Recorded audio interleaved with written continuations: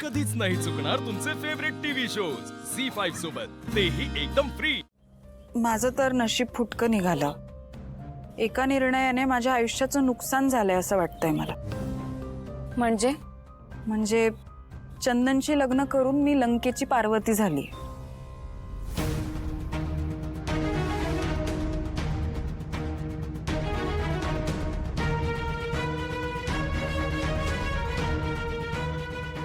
एवढं सगळं घडलं तुझ्यासोबत? हो, हे सगळं मी सहन केलं आणि म्हणून तिथून पळून आले। अरे बापरे, चंदनचं सगळं खरं हिला कळलंय। म्हणजे माझ्याबद्दल पण कळलं असेल का? नाही नाही नाही नाही, मग हिने भेटायला नसतं बोलवलं। तू माझं लग्न होऊ दिलं नाहीस ना, तुझी पण मी अशीच वाट लावी। हा, पण त्याआधी तुला चांगलंच वापरून घेईन।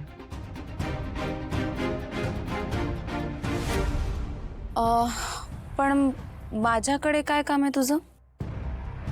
माझ्याकडे तुमच्या कामाची माहिती आहे, म्हणजे त्या माहितीने तुम्हाला फायदा होऊ शकतो।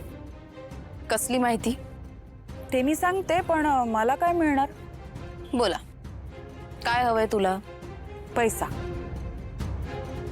माहिती माझ्या कामाची असेल तर ठरवेन मी। माहिती तर तुमच्या कामाची आहेच, शिवाबद्दल आहे।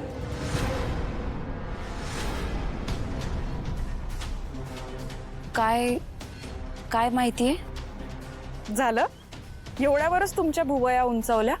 मला माहिती हवी आहे आणि मला पैसा हवाय। माहिती खरी आणि कामाची निघाली तर नोटांचा हार घालेन मी तुला। तुम्हाला शिवा आवडत नाहीये माहितीये मला शिवाबद्दल सांग। ज्या दिवशी आशूचा वाढदिवस होता त्या दिवशी ते दोघं बाहेर गेले होते आणि त्या दिवशी आशूने शिवाला प्रपोज केला आणि शिवाने होकार दिला, सगळं माहिती आहे मला। पण जे कळलंय ते सगळं चुकीचं आहे। म्हणजे आशूने शिवाला होकार दिलाच नाहीये।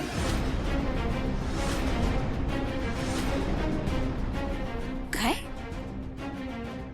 हे सगळं तुला कसं माहित?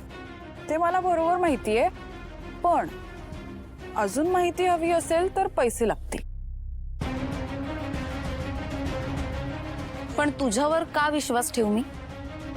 तुम्ही एक काम करा, तुम्ही जाऊन या गोष्टीची खात्री करून घ्या आणि मग मला पैसे द्या। पण ही गोष्ट 100% खरी आहे। ठीक आहे, बघते मी। हे जर खरं असेल ना तर शिवा, तुझा शेवट जवळ आलाय।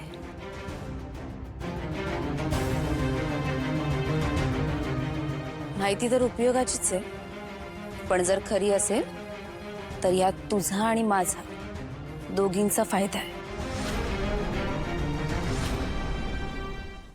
झी5 ॲप डाउनलोड करा आणि पहा सर्व एपिसोड्स एकदम फ्री।